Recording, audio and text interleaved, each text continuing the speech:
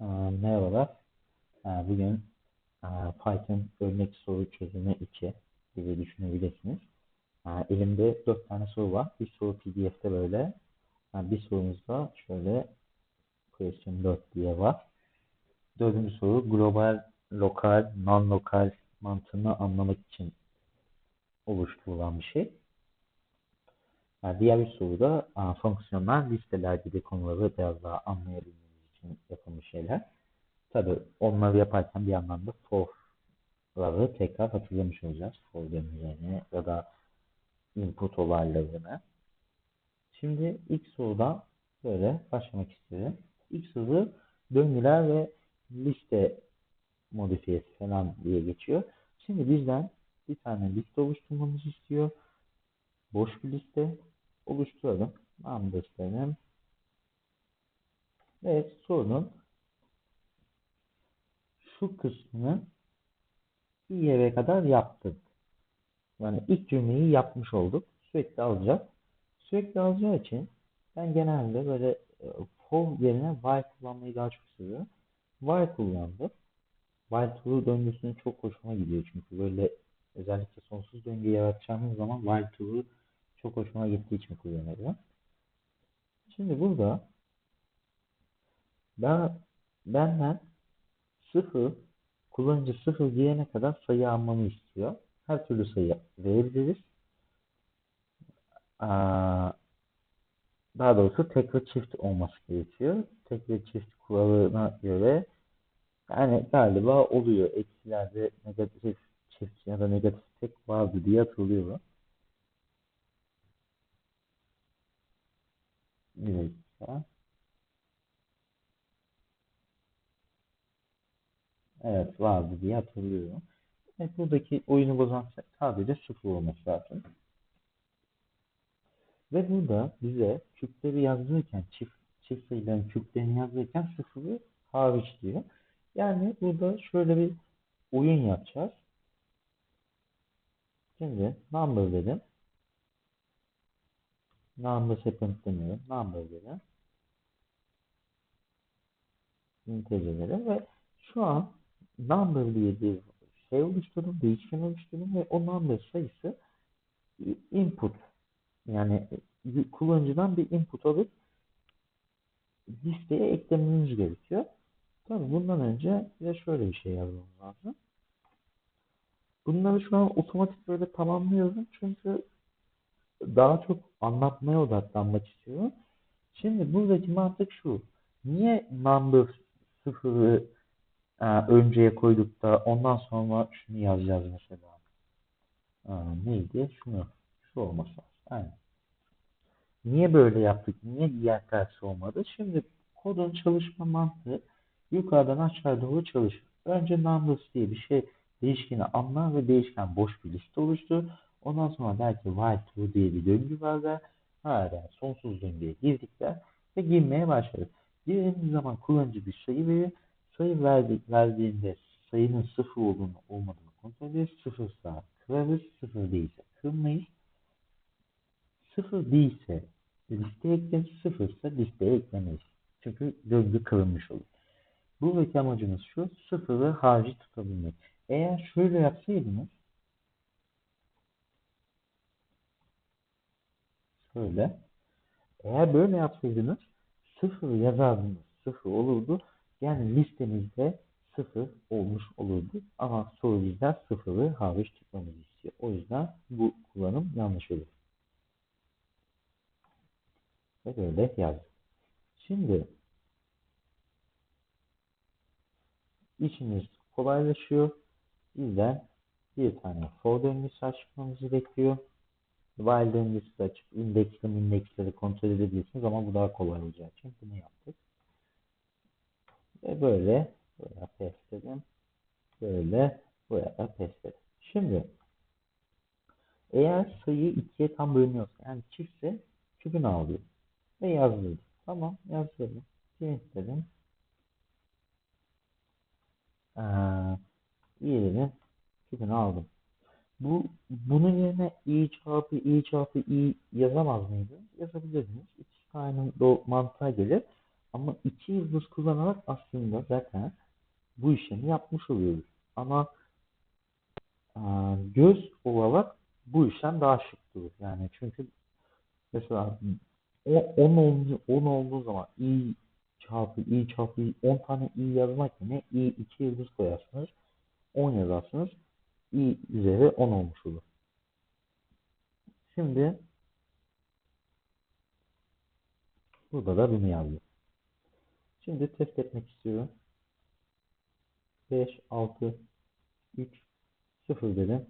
25, 216, 9 oldu. 5'in karesi 25, 3'ün karesi 9. Çift sayı olan 6'nın kökü de 216 olmuş oldu. Bu bizim ilk sorumuzdu. İlk sorumuzun mantığı bu. Bir fonksiyon oluşturmamız beklenmiyor. Sadece bir while döngüsü ve bir for döngüsüyle işimizi bitirebiliyoruz. Şimdi ikinci soruya geldik.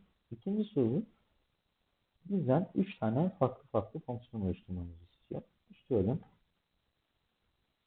Şöyle. İsmi neymiş? Fonksiyonumuzun buymuş. Tamam. Oluşturalım. Şey de bu olacakmış. Şimdi ben genelde böyle yazmak yerine şöyle yazalım. Şimdi ilk fonksiyonumuzu oluşturuyoruz. İlk fonksiyonumuz tek bir parametre oluyor. O da kenar. Çünkü karenin şeyi a çarpı a'dır. Yani a karedir ya da b karedir ya da c karedir. Yani iki kenarı da aynı, yani tüm kenarları aynı olduğu için, daha doğrusu yanlış oldu. Tüm kenarları aynı olduğu için kenar çarpı kenar yapıyoruz. Yani tek bir değişken bize kurtarmış oluyor. Şimdi burada ikinci bir hmm, fonksiyonumuzu oluşturmak istiyoruz. İkinci fonksiyonumuz ise bu olacak. Şimdi burada site yazmamamız gerekiyor. Çünkü sorunun bize burada diyor ki site yazma. Site yerine şunları yazacaksın diyor. Genişlik ve uzunluk yazdım. Böyle otomatik tamamladım. Çünkü aynı mantık. Mantıklı bir sıkıntımız yok. Şimdi zaten artık akıllandı ve bunu da yazdı. Şimdi 3 tane böyle fonksiyon oluştu. Şimdi bizim kodumuz bu fonksiyonları kullanıyor mu şu an? Kullanmıyor. Çünkü main fonksiyonda biz bu fonksiyonları çağırmıyoruz. Bu arada niye return yaptığımızda şundan dolayı şu yeri söylemeyi unuttum. Şurada kural olarak diyor ki sadece geri döndür, yazdım mı yok diyor ve diyor global değişken kullanmana izin vermiyoruz diyor. Global değişken kullanmamıza izin vermemesinin sebebi ise şundan dolayı: global değişken kullanırsan sen return yapmadan o ana sayıyı değiştirebilirsin. Araya sıfır verirsin. Ondan sonra fonksiyon kullanırsan fonksiyonda global dersin. Global araya dersin. Return yapmana gerek bile kalmadan sen onu döndürmüş olursun. Yani döndürme demeyeyim de onu değiştirmiş olursun. Ondan dolayı da en altta şey olur. Buradaki sorumuz yüzden return değerleri kullanmamızı istiyor. Şimdi kullanıcıdan bir şekil alacağımız için şöyle bir şey yazdım. Ve şöyle yazdım. Ve şimdi ifadesiyle başlıyorum. Şöyle başladık. Şimdi böyle yazarsanız yanlış olur. Şurada şöyle bir şey yapmamız lazım. If dedik. Şuraya test dedik. Şöyle şöyle dedik. Şuraya da test dedik. Şuraya da geldik.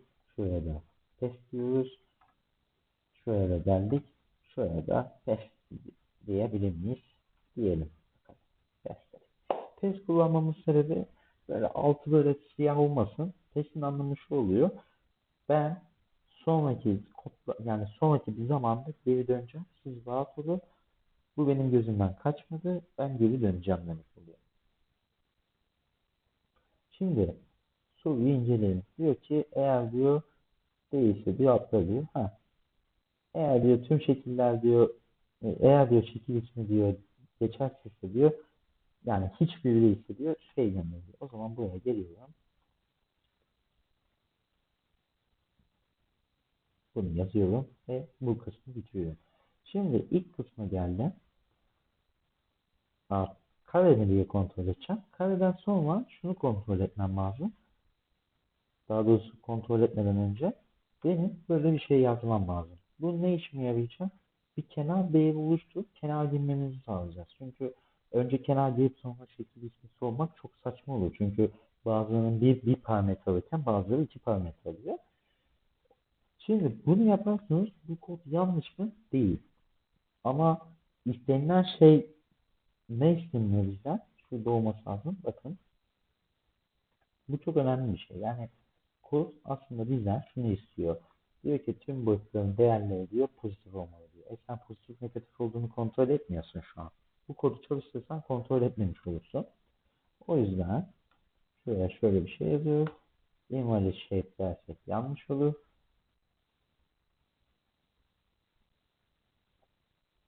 Şöyle pardon. Şöyle yapacağız. Bir daha yapıyoruz. Şöyle yazıyoruz. Yani diyorum ki e, kenar uzunluğu diyor sıfırdan büyük olması lazım diyor.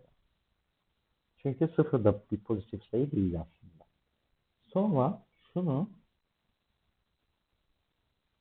şunu böyle bırakırsam gene yanlış olur. Çünkü bunu yazar ondan sonra buradaki alanı gene çalıştırmış olur. O yüzden bunu engellemek için else yazıyoruz. Şunu şöyle yazıyoruz ve şunu siliyoruz. Şimdi bizim ilk kodumuz böyle oldu. İkinci kodumuza geldik. Dikdörtgen kontrolü yapacağız. Dikdörtgen için böyle yazdık, böyle yazdık ve bunu yazdık, bunu yazdık. Daha doğrusu tamamlıyoruz ve bu. Şimdi buradaki mantık aynı şeydeki gibi. Hem uzunluğu hem genişliği sıfırdan büyük olması gerekir. Bunu böyle yazmamızın sebebi, of kullanmamızın sebebi bir şartın bile olması bu işlemi sağlandığı an, yani bir şart bile sağlansa bu işlem iptal ediyoruz. Eğer ikisi de olumsuz olursa yani genişlik sıfırdan büyük olur ya da uzunluk sıfırdan büyük olursa o zaman da diyoruz ki alanı hesapla diyoruz. Sonra en sonki yere geldik. Bakın şu an Ersin altındaki kırmızı işaretin çıkmasının sebebi Elif'in içinin boş olması. Bakın şöyle yaptığınız zaman şuradaki şey gider. Şöyle yaptığınız zaman gitmez. Çünkü der ki sen de burayı boş bırakamazsın böyle. Tamamdır, yapmayalım. Böyle yazdık. Böyle yazdık. Böyle yazdık. Şimdi bu kodumuz doğru mu? %100 doğru mu? Gene değil. Niye değil? Çünkü biz şuna uyduk. Şuna uyduk. Şuna uyduk. Şunu şurasına kadar uyduk ama şuraya uymadık. Yani burası yanlış. Yani çünkü yanlış değil daha doğrusu eksik. Çünkü yazmadık. Sonuçları yazmamız lazım. Yazalım. Tek tek bir daha gelelim.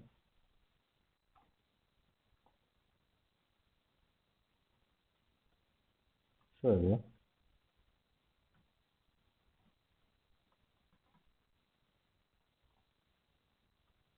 Şöyle tamamlayalım.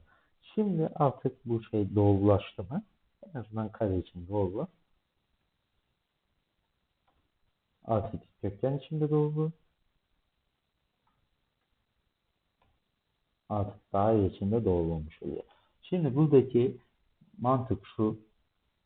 Niye bu bunun altında değil ya da niye bu bunun üstünde değil diye soracak olursanız şundan dolayı değil. Yani bir tanesinde önce bir değişkeni tanımlaman lazım ki yani değişkeni şöyle oluşturacaksın ki burada yazabilesin. Yani oluşturmadığın bir değişkeni yazamazsın. Aynı kitap okuma gibi düşünün. Yukarıdan aşağı doğru. Bu fonksiyonları da eğer çağırmazsanız bu fonksiyonlar hiçbir zaman çalışmaz. Bu fonksiyonları çağırmamız lazım. Mesela burada çağırdığımız için, return bir değer döndürdüğümüz için aslında çağırmış olmuş. Yani bu önemli.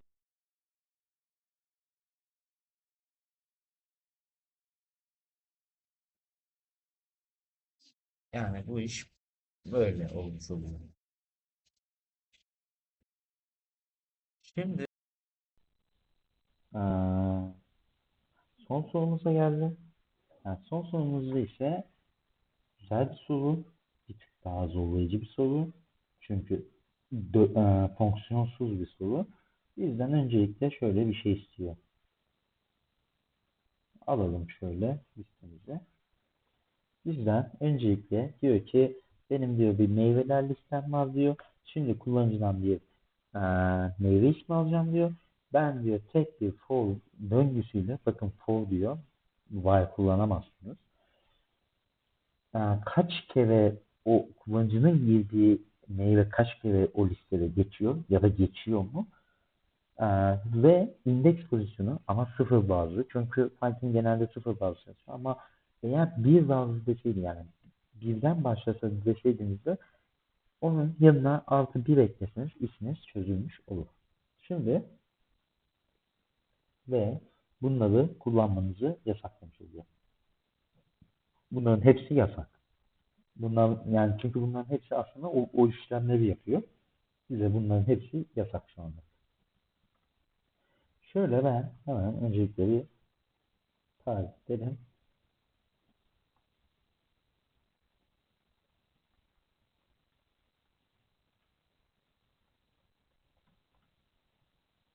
Böyle yazmış oldum. Şimdi target'ı oluşturdum. Şimdi benden neler istiyor?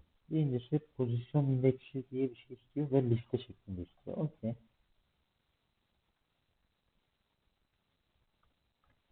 Oluşturdum mu? Oluşturdum. İkincisi benden bir count istiyor. Count oluşturdum mu? Oluşturdum. Kaç oluşturdum? Sıfır. Bir de indeks diye bir şey lazım. Çünkü indekste, bakın şurada indeks pozisyonlarını kaydedeceğiz. İndeksleri kaydedeceğiz pozisyonların içine. O yüzden indeksi de yazmamız gerekiyor. Şimdi o döngümüzü açtık. Hiç böyle bir şey yapmanıza gerek yok. Bu zaten yanlış bir kod olur. Biz bu taktiği yapacağız. Diyeceğiz ki benim diyeceğiz böyle bir şeyim var. Meyveler var. Meyveler dolaşacak ve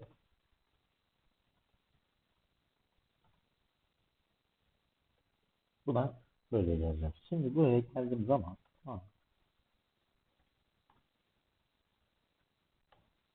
bu.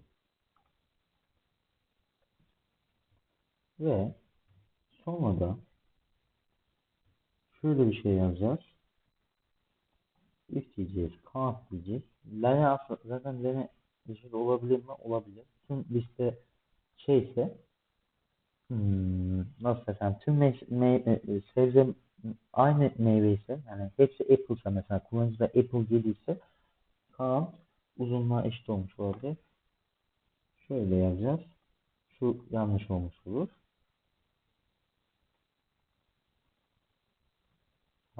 Count diyeceğiz. Else kısmına geldik. Else kısmına ise şunu yazacağız. Hmm,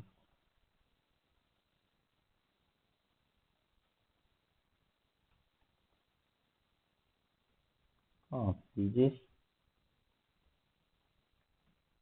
Şöyle yazacağız. Position diyeceğiz. Bunu da böyle yazacağız. Sonra bir de ben indeksi yazdırmak istiyorum. Çünkü neden? Onu da söyleyeceğim. Şöyle bir indeks dedim.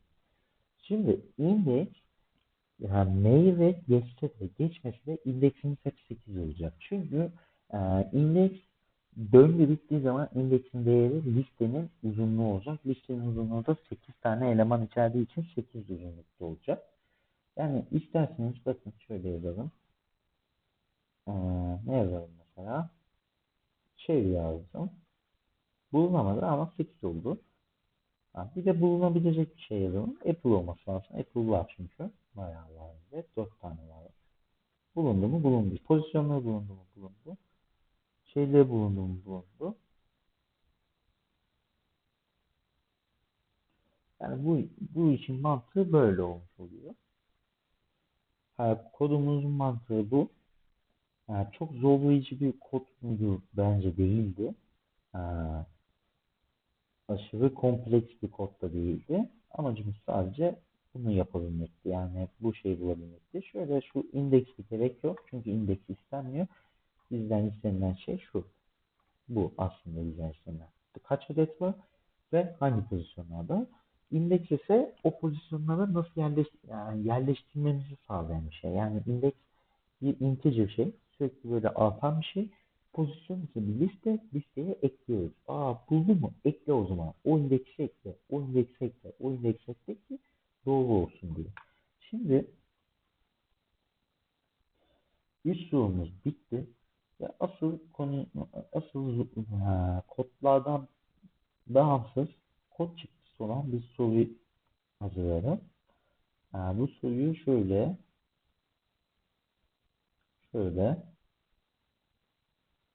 rengi mavi olsun. Kalem alalım. Ve şöyle x, y diye iki tane değişkenimiz var. Şimdi birincisi kodu başlarken şöyle de indireyim.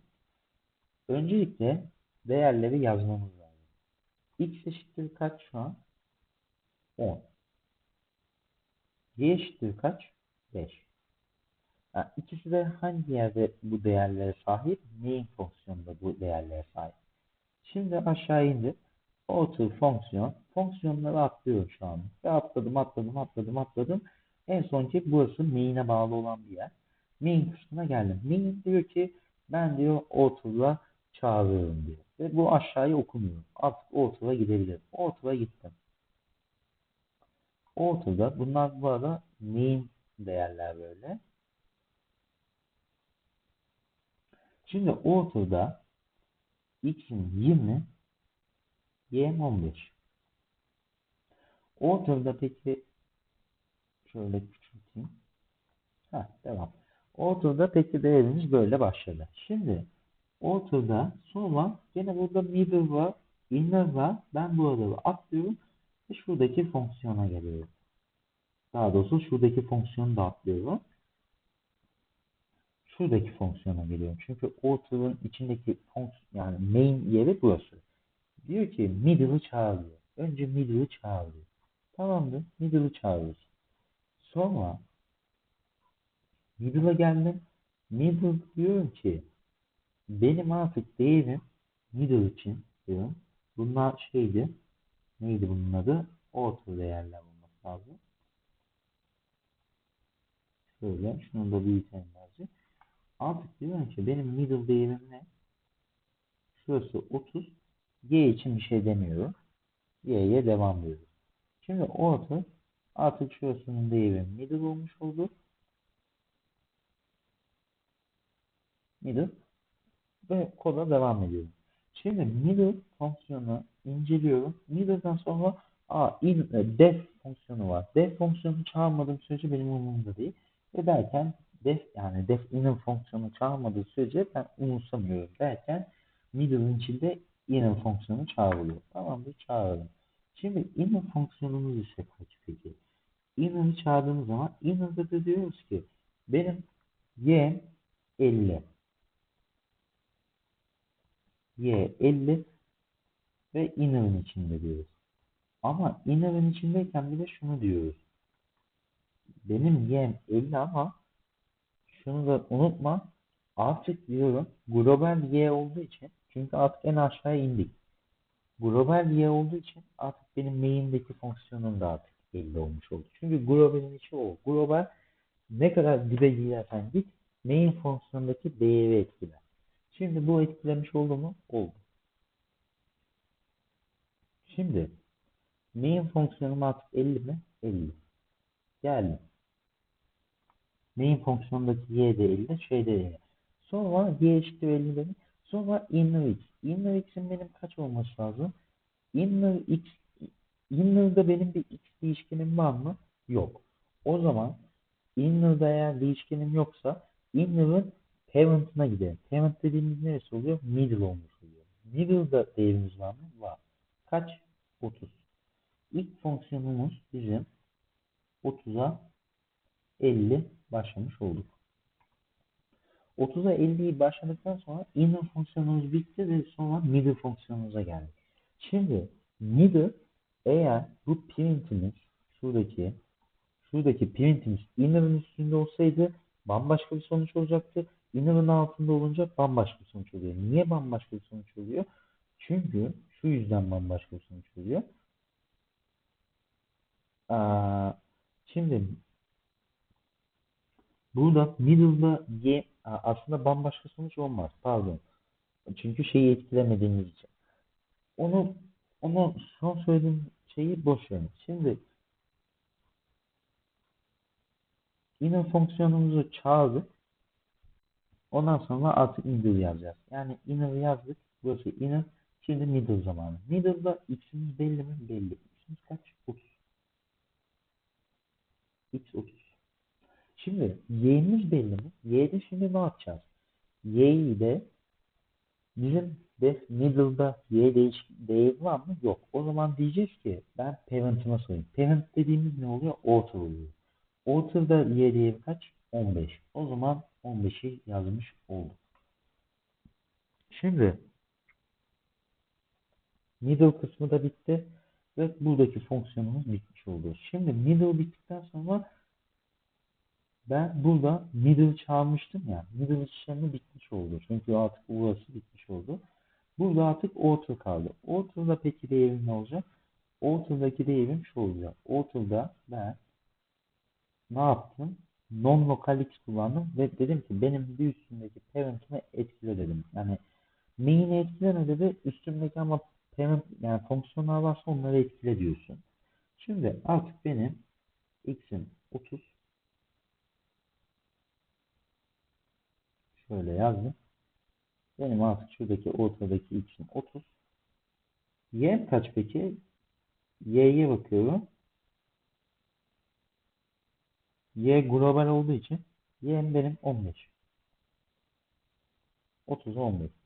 Ondan sonra en üstteki fonksiyona çıkıyorum. Globalde x'i etkileyen hiçbir şey olmadığı için 10 yazıyorum.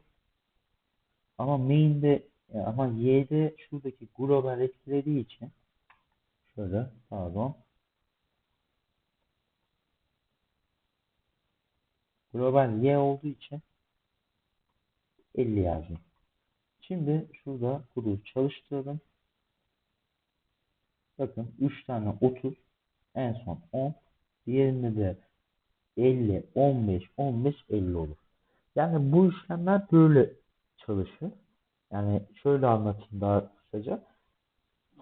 Öncelikle main fonksiyondan başlayayım. Fonksiyonlar çağrıldıkça ilerleyin. Çağrıldıkça ilerleyin. Yani çağrılmadığı sürece yani şöyle bakın. Şunu yaparsanız mesela bakın şurada ben ortayı sildim. Siz gidip bu değerleri yazarsanız bu yanlış olur. Sizin burada yazacağınız değerler ne olacak biliyor musunuz? 10'la 5 tane. Bakın 10'la 5. Çünkü niye? Çünkü sen o fonksiyonları çağırmadın. O fonksiyonları çağırmadığın için o işlemler olmamış oluyor. Yani fonksiyonlar çağrılmadığı sürece etkisiz eleman gibi diyebiliriz yani. Etkisi yok. Ama böyle olduğu zaman sonucumuz bu olmuş oluyor. Yani 4 sorumuz böyleydi.